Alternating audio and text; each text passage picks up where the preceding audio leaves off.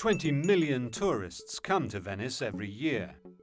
It is one of the most romantic cities in the world. Visitors wander along its narrow streets and canals, uniquely free of cars. They let themselves get lost in this labyrinth, only to find themselves miraculously where they hoped to go.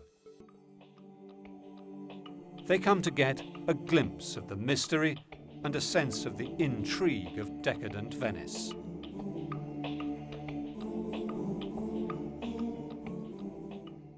Giacomo Casanova è il protagonista, in un certo senso, del Settecento Giacomo veneziano, Casanova is the main che è un protagonist secolo of the nel Venetian quale il 18th carnevale si century, festeggia which is a century in per which quasi 2 Carnival mesi, is dal 26 celebrated for dicembre, nearly 2 no? months, Fino from the 26th of al December giorno to prima the day del before Ash mercoledì delle Wednesday. ceneri. He is a È un libertine, a libertino, man of letters, a man who studies. He also probably has ties to the Freemasonry, and in fact, Venice uses him as a spy.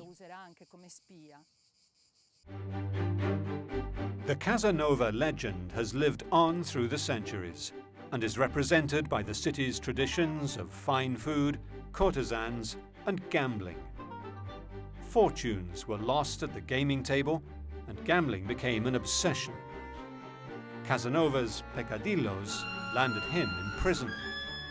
He crossed the infamous Bridge of Sighs from the Doge's palace where he had been condemned. A short time later, he managed to escape. Dopo essere scappato da Palazzo Ducale, After fleeing the Doge's palace, Casanova reaches Paris, and he remains in Paris for some time before returning to Venice. So we have this romantic idea, this legendary, idealized view of him, because all that we know about Casanova, we know from his own writing. Da Casanova lo apprendiamo dai suoi scritti. Casanova's adventures are closely interwoven with the traditional carnival festivities. Tourists flock to Venice every February to celebrate the ancient and decadent carnival rite, donning elaborate costumes and soaking up the splendor of the city of water and its reflections. The magic of Venice has inspired some of the most famous composers, artists, and writers. Mozart, Thomas Mann, Ernest Hemingway all came here. Harry's Bar, the Cipriani Hotel, and the Casino are synonymous with romance, celebrity guests, and the Belle Époque.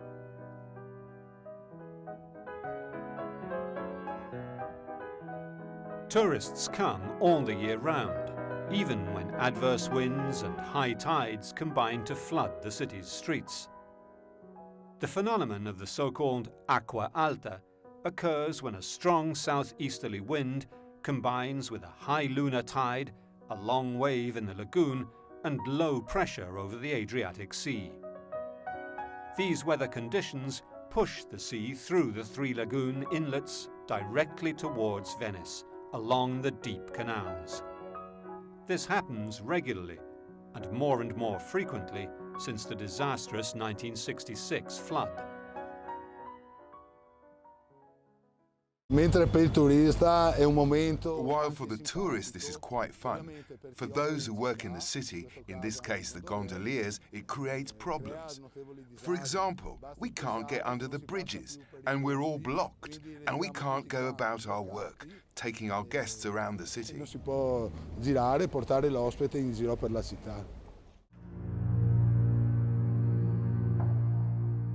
The Venetian lagoon is subject to tides, like the rest of the coastline.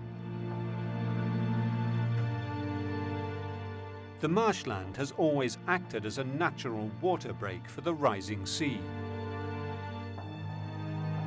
The tides are vital for the health of the lagoon, but devastating for the city when they cause flooding. Sewage still empties directly into Venice's canals, so the tidal exchange is crucial for the health of the lagoon and its residents. The task of cleaning the lagoon is given to the sea, to the tides. The tide comes in twice a day and goes out twice a day. Clean water comes in, picks up the waste and takes it out to sea.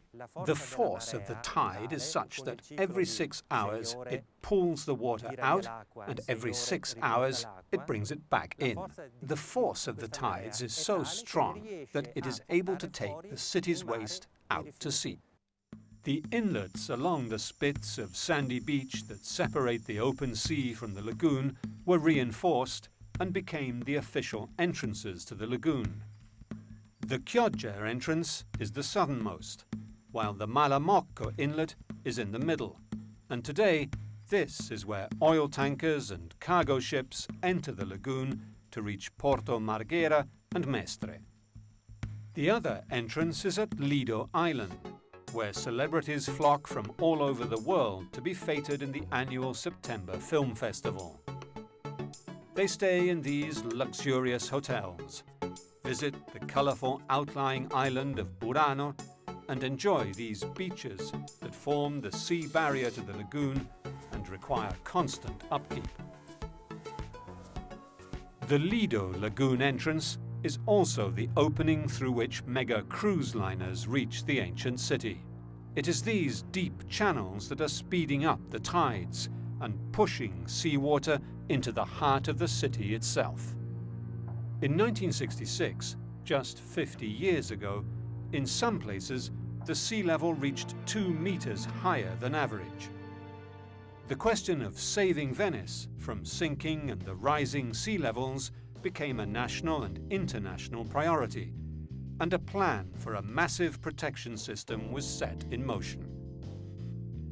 The project for a surge barrier to block high tides was born and given the name of Mose, which stands for Experimental Electromechanical Module.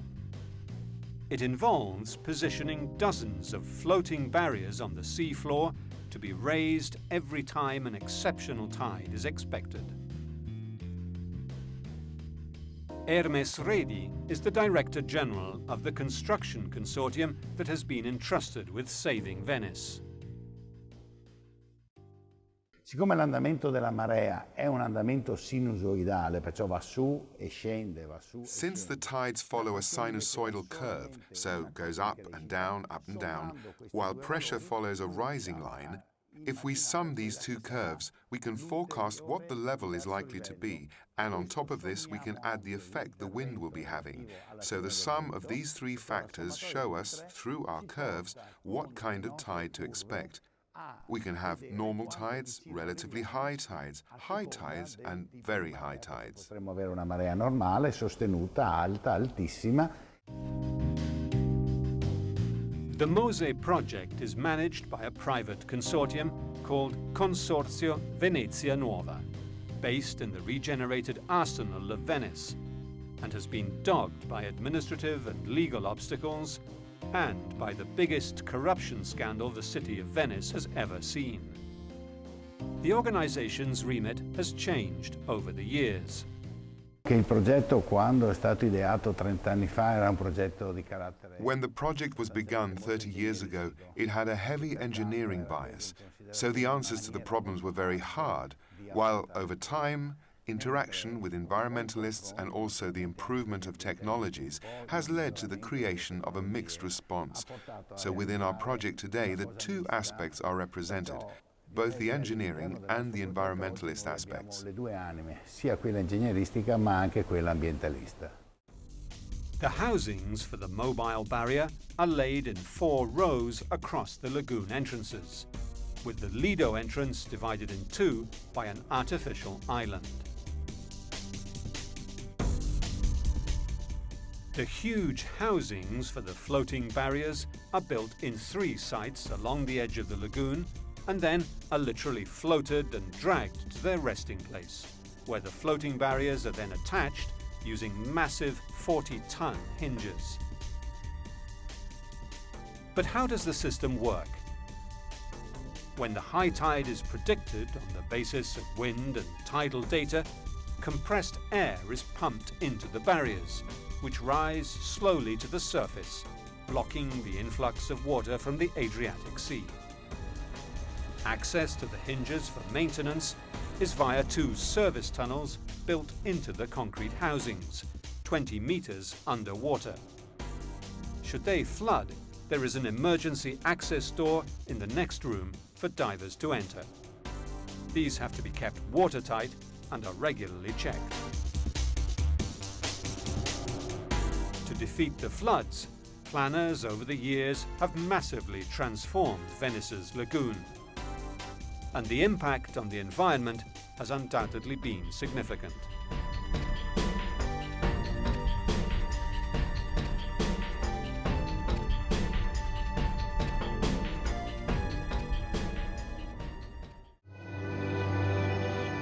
Over 7 billion euros have been sunk into the most ambitious surge barrier ever built. The idea that Venice could be saved from flooding by a mobile dike that rises from the sea floor goes back to the 1970s, when big engineering projects were common to solve everyday problems. However, among the critics of such an approach is Luigi Lazzaro, the president of the Veneto Lega Ambiente Conservation Group. These were the first thoughts after the floods of '66, when they created that special law for Venice. And among the things that were mentioned were defense systems to protect the city. Then it was picked up again in the 80s with the Great Surge Barrier and presented in the 80s. And it was never changed from then. And this is the thing that environmentalists complain about. It is not a project that has kept up with the times, because it is adapted to the 80s, not 2000. The decision to raise the barrier is made here, at the control centre, on the basis of the many wind, sea and tide factors that combine to produce the exceptionally high tides that flood the city. Our screen here offers 3 areas of information.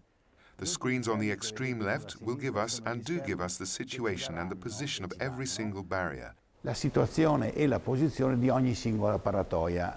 The central part, on the other hand, gives us all the information with regards to the weather forecast.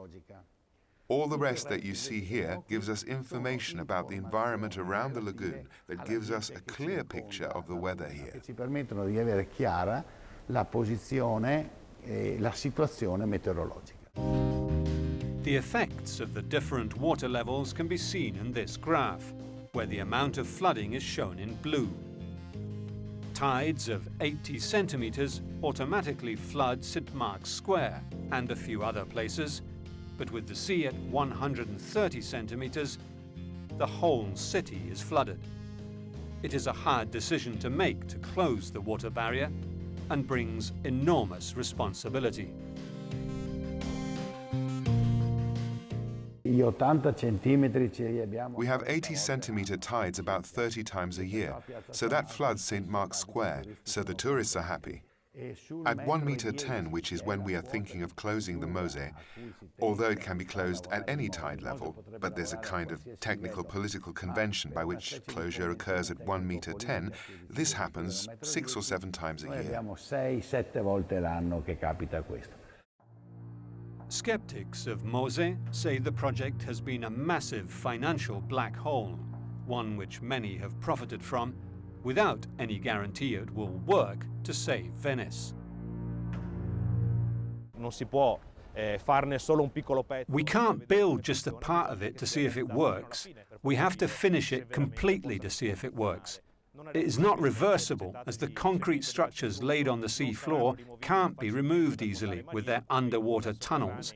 And this means that this construction will remain, and all the accessory constructions will remain, which we will have to maintain even if the whole project doesn't provide an adequate response to climate change, which, apparently, it does not.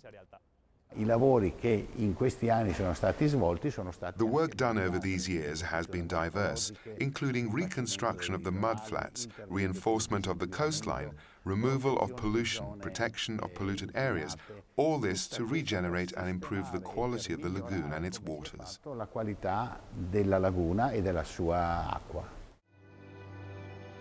Since the speed of the rising tide is directly proportional to the number of obstacles to the water, the health of the lagoon is a vital part of saving Venice. The flatter the bed of the lagoon, the faster the tide rises.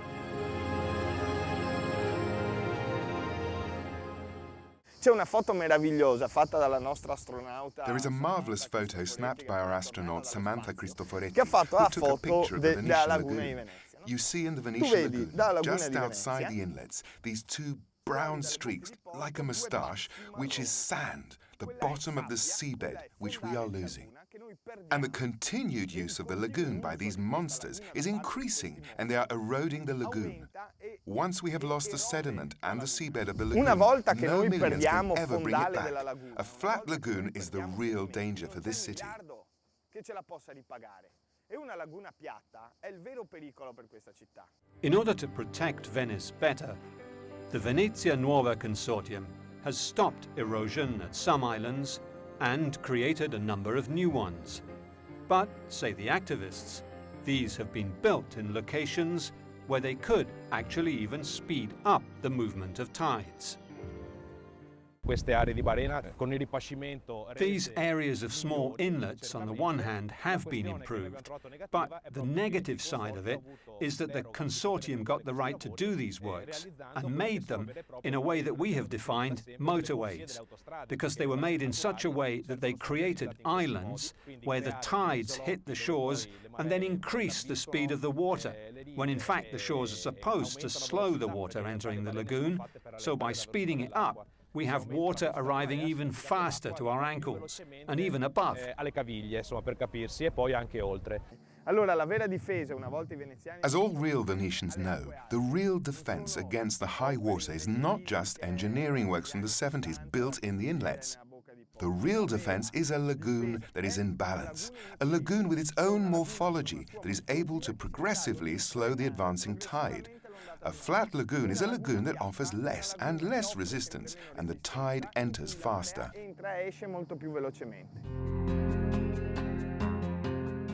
Saving Venice also involves re-stabilizing the lagoon, stopping erosion, and recreating the uneven system of sandbanks and marshes that have always slowed and dispersed high tides.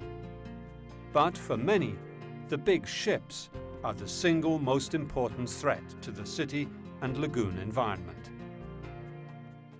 Il comitato No Grandi Navi, Laguna Bene Comune... The Anti-Cruise Liner Committee was founded on the 6th of January 2012, exactly a week before the Costa Concordia wreck, and it was created to oppose a situation that had become unbearable. On the 13th of January 2012, the Costa Concordia cruise ship crashed into rocks off the island of Giglio in Tuscany, killing 32 and bringing about not only the largest salvage ever, but also a number of new regulations about close sail-bys by cruise liners. However, soon afterwards, the new regulations were overturned on appeal to the local courts in Venice, and now these massive ships are allowed into the city. The potential for an accident in the most beautiful city in the world remains massive. Qui ci sono I piloti.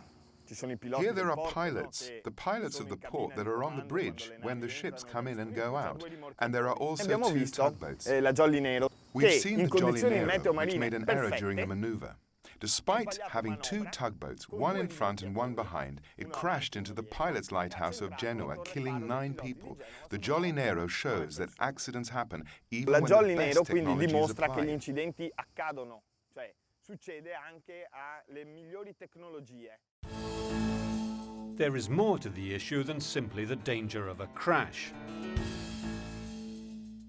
The cruise ships are extremely polluting, and to get to and from the open sea, they need to cross the city twice.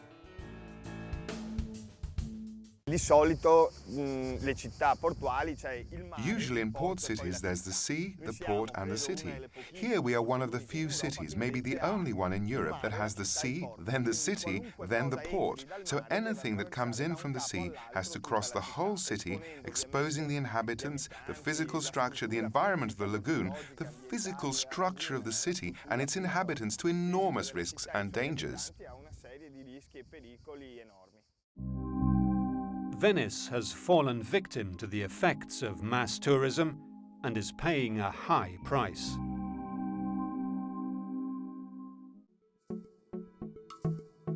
Millions of tourists arrive in the city of Venice every year, but few fully realize the life and death struggle that the city is engaged in. On the one hand, the economy of the unique city depends on tourism, but on the other, the very people who come here to admire Venice are also damaging it. Uno studio dell'Università di Washington, quindi non del WWF, ha stabilito che A study by the University of Washington, so not the WWF, has shown that a single one of these cruise liners produces pollution equivalent to 14,000 cars. And during a summer weekend, there are 6 or 7, which is maximum capacity. You can work out how much poison is vomited into the air of this city. Between the smog polluting the air and the wake of the cruise ships damaging Venice's infrastructure, some are calling for the lucrative cruise industry to be held financially responsible.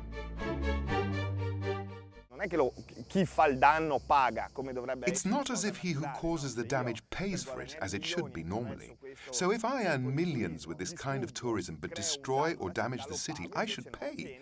But no, the cost is offloaded onto the shoulders of the citizens, who have to pay for damage caused by others.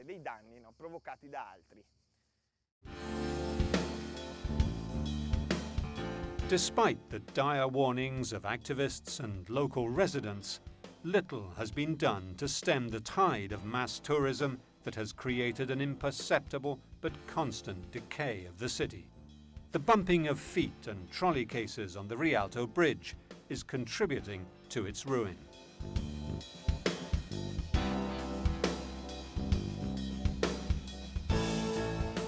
Apart from mass tourism, subsidence, flooding and airborne pollution from ships, the growth of the petrochemical industries on the mainland has also undermined the lagoon.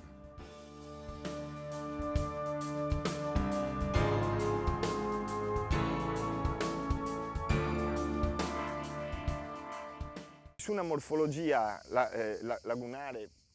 With an average lagoon depth of 1 meter, we have dug motorways. We dug channels that were 10, even 15 meters deep in order for these ships to pass.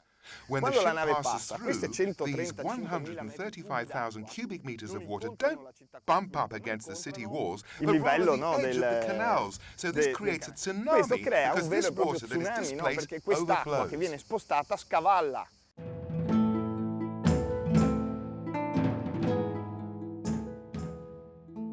The magnificent Grand Canal in Venice at sunset is a tranquil scene that belies the toxic atmosphere of suspicion, corruption and anger that threatens to bring about the twilight of the Republic. Nel 1500 Venezia è praticamente In 1500, Venice is the city we see today. There is a map, an important document, the Barbari map, which reproduces Venice in maximum detail, so we can recreate what it might have looked like at the beginning of the 1500s. Agli inizi dell'anno del 1500. While Venice can seem like a maze to those trying to navigate it on foot, viewing the lagoon on a map makes it easier to understand how Venice historically used its complicated location as a strategic strength. Nell'azzurro noi vediamo la rete di canali navigabili che sono In the blue, we see the network e la of parte navigable invece canals celeste è that la are almost parte all con un natural. basso fondale. And the part that is light blue is a shallow area, that can be as shallow as 30 or 20 centimetres. There are witness accounts from visitors in the early 20th century that say that in the low tides, almost the whole seabed of the lagoon would emerge, leaving just the traces of the water channels, almost as if the cork had been pulled and dried up the whole environment. These are the accesses to the lagoon, and only Venice, only Venetians, knew them in depth and knew how to navigate them, and still today I could say. So Venice could use this great advantage without having to build walls, because it was impregnable and invincible.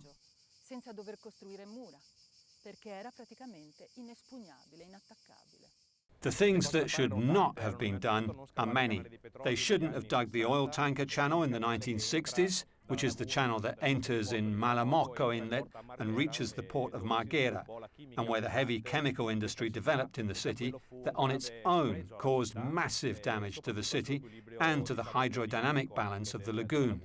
From there, the loss of sediment began, which caused the lowering of the seafloor and canals of Venice and the speeding up of the tide as it enters. In the early 1960s, during Italy's economic boom, the industries in Mestre and Porto Marghera drew water from the aquifers under Venice as coolant. The city sank as a result. Meanwhile, climate change is steadily raising sea levels. Professor Giuseppe Gambolati of Padua University has studied this dual threat over the years. Dunque Venezia ha subito un abbassamento. Venice has sunk due to human activities during the 1950s and 60s by about 12 centimetres. Then this sinking stopped in the 1970s because the sinking was due to the extraction of underground water, especially for industrial use in Porto Marghera. The combination of rising seas and sinking sea floor is catastrophic, increasing flooding and erosion of Venice's buildings. In the last century, the 20th century, we estimate that the average sea level has risen by 12 or 13 centimetres. So the sum of the rising sea level and the sinking terrain comes to a total of 25 centimetres. So the city of Venice, over the last century, has lost over 25 centimetres in height with respect to the average sea level. The rising water is causing serious and specific damage to the city's buildings, even when flooding remains within the normal limits. The typical Venetian house is constructed of bricks with a damp course of Istrian limestone that stops water rising and damaging the bricks above. The ground floor of the larger houses also had a well, which drew on rainwater collected in massive cisterns under the street or flooring of the house. The wooden floors and roof beams and, where necessary, chains were used to hold the house together, literally.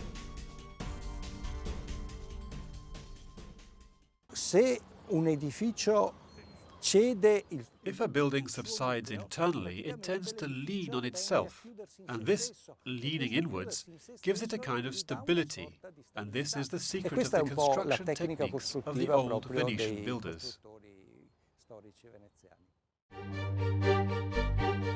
These images show how the water levels have risen above where the original steps had been placed, and even above the damp course that was built to prevent salt water penetrating the bricks above. Now the gates that were once opened to bring in goods or important guests are rotting. And above the damp course, the seawater is literally crumbling the bricks. Houses on the street have their own floodgates to protect homes from high water.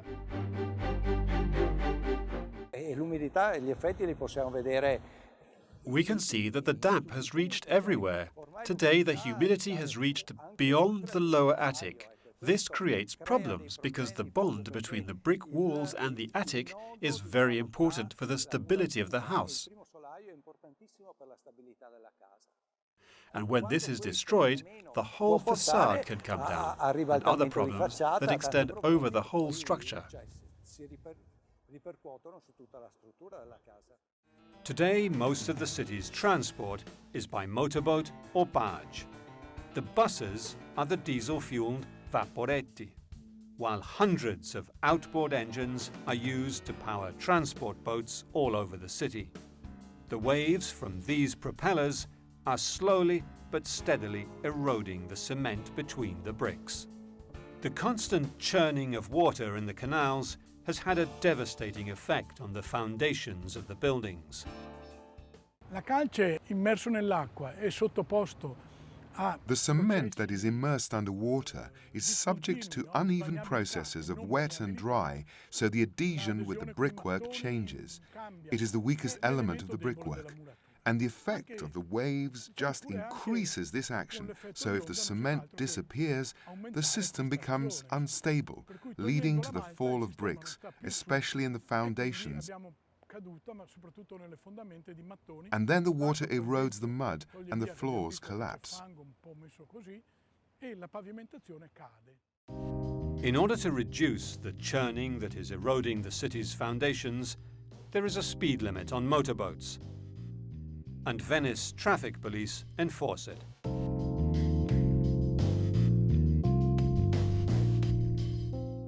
In 2012, the Corilla Consortium of university professors and researchers surveyed one of the city's most famous churches, Santa Maria Maggiore. They also drove a core sampler diagonally under the church to find out the state of the wooden piles deeper under the surface.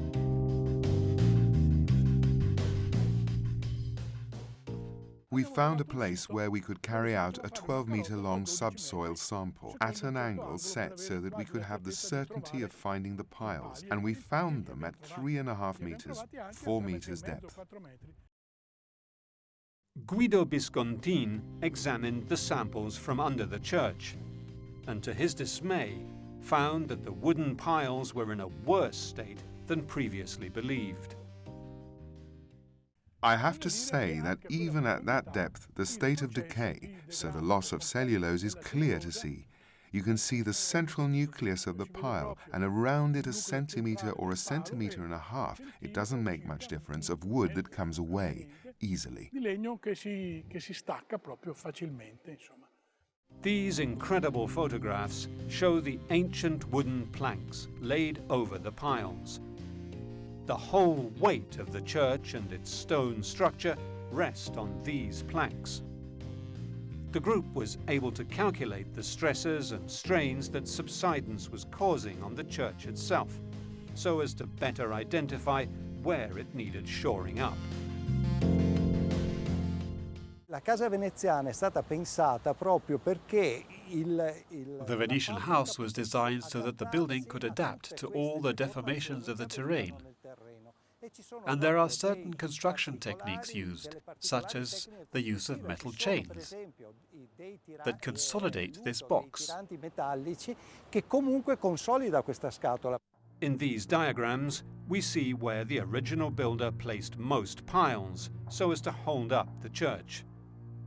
Since the bell towers have the tendency to subside at different rates, they were built separately from the churches so as not to drag them down.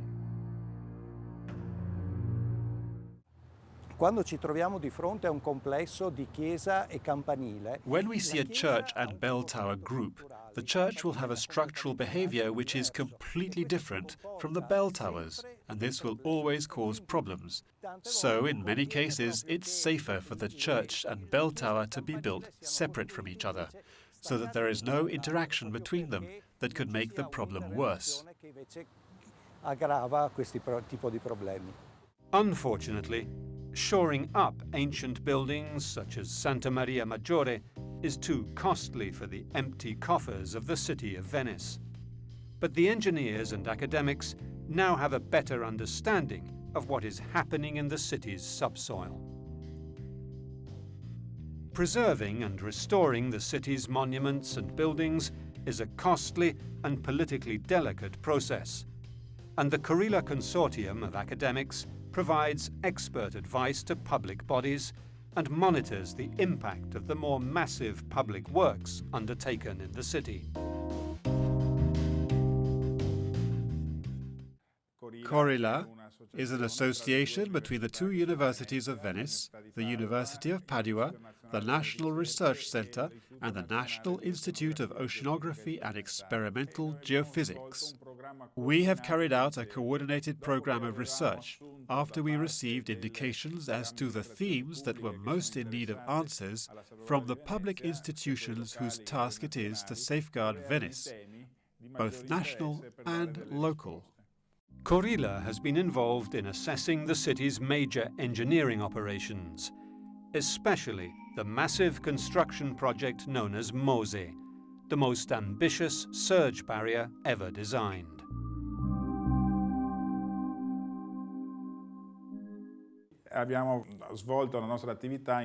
Our activity was in support of the state in monitoring the Mose work sites as an independent body to evaluate the environmental impact such a widespread and lengthy construction project might have up to the time of its completion.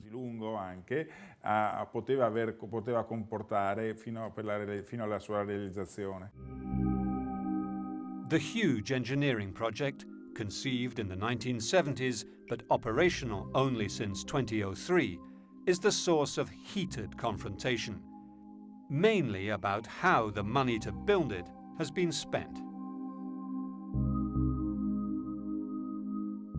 Some worry that finding a mechanical solution to the high tides may actually just make the city's problems worse.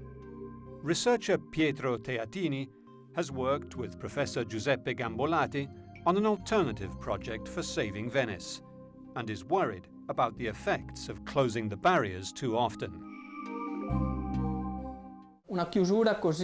Such frequent closure of the Mose could have an important impact on the internal waters, on the city and on the lagoon itself. Gambolati and Teatini have come up with another idea: to raise Venice by injecting water under the city. Our project involves the stable raising of the city, and of course, by raising the city, the level of water diminishes. We propose to raise the city by taking seawater and making wells that are 700 or 800 meters deep and injecting the water into the rocks that you find at that depth. If Venice were to rise, we have predicted she would rise in a period of 10 years by 25 or 30 centimeters, very gradually.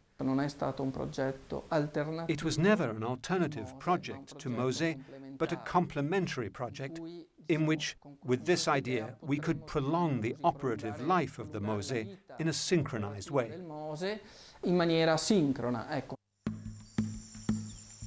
It is a hot Sunday afternoon in the lagoon. The inhabitants of the Venetian plain come here to get away from the stifling heat.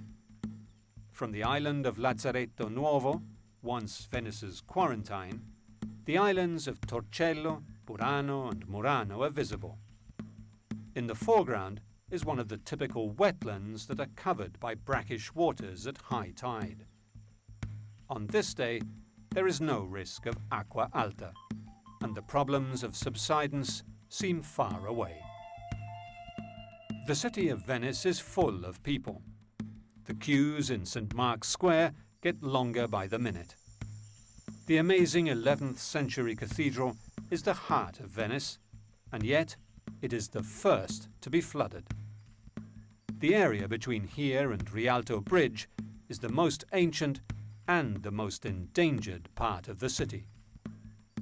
Rialto Bridge is one of only 2 spanning the Grand Canal, but is just one of over 400 in Venice that connect 124 islands on which the unique buildings of the city stand. Close by is a characteristic second-hand bookshop. It bears the name of Venice's biggest enemy, Acqua Alta, and gives onto a canal that regularly floods. It is an example of how Venetians have come to accept the floods and even use them to their advantage. Tourists come here to browse the books and for a chance to cool off from the stifling heat of the Calle, the tiny streets of Venice. Even the staircase to the small terrace overlooking the canal is made of books. The shop is often flooded, but Venice has a long tradition of managing its changing water levels. In the past, the big threat was from the rivers. Today, the fight and the threat is from the opposite side. Today, the threat is from the sea, because the environment has been changed in the course of the last century. As the threats increase, Venetians, individuals and activists are doing their best to protect the city they love. In May 2015, the members of the No Big Ships Committee swam across the Giudecca Canal to block the ships in an unprecedented demonstration. 12 ships went by that morning.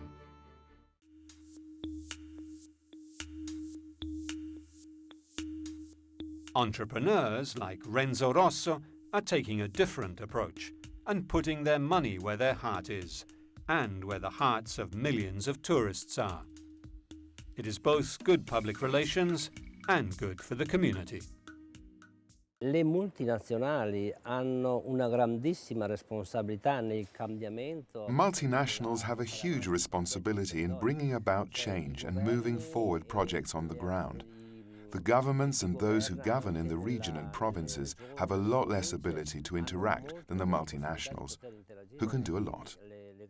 It is the beginning of a new era where entrepreneurship has a responsibility to give back to the community that in some way it has received from. La sponsorizzazione non è l'unica. Sponsorship is not the only instrument, but it is just one of the things that is important to do without selling out our image as a living city as opposed to a Disneyland that is trying to sell itself. Di una Disneyland che vuole vendere se stessa. There is no single problem. There are many problems.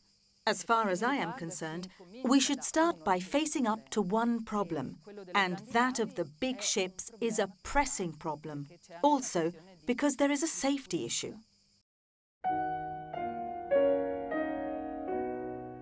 Magnificent Venice may be living its last years as a functioning, vibrant community, if more is not done to save the imperiled city soon. Politics and finance must become more transparent, sensitive, and socially aware, lest the fragile city of water end up a mere sunken relic of a glorious past.